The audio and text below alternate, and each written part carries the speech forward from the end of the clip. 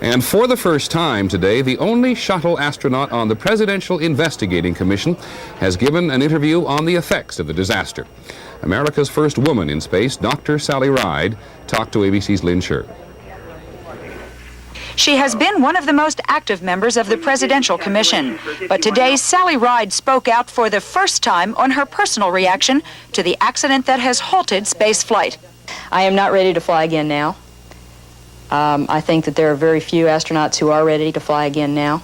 I think we all believe that it's important for NASA to, number one, understand the problem and dedicate themselves to fixing the problem, and also to just assess other areas of the program and areas within NASA to make sure that there aren't other accidents lurking in the background.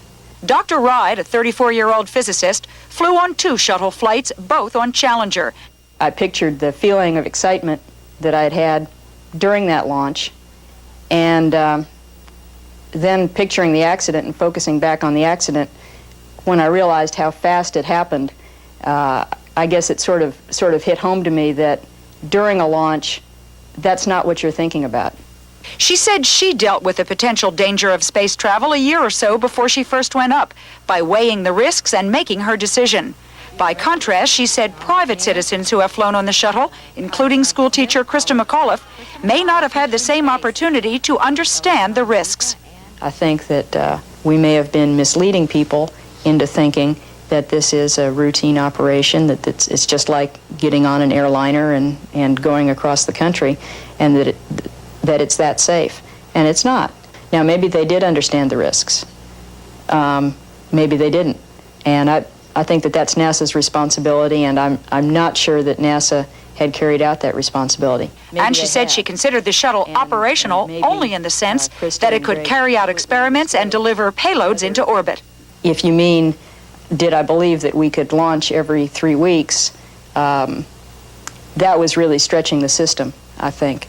Just from the point of view of putting a lot of stress on a lot of very competent engineers and possibly spreading the people and the resources a little bit too thin.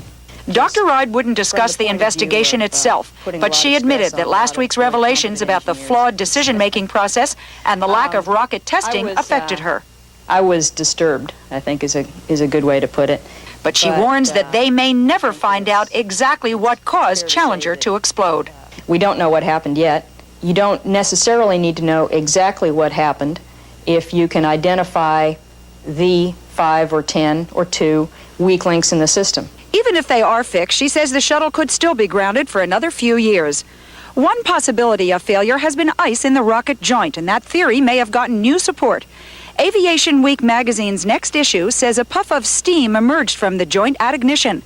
That may be one of at least 9 scenarios to be discussed here at public hearings tomorrow. Lynn Sher, ABC News, Kennedy Space Center, Florida. There has been a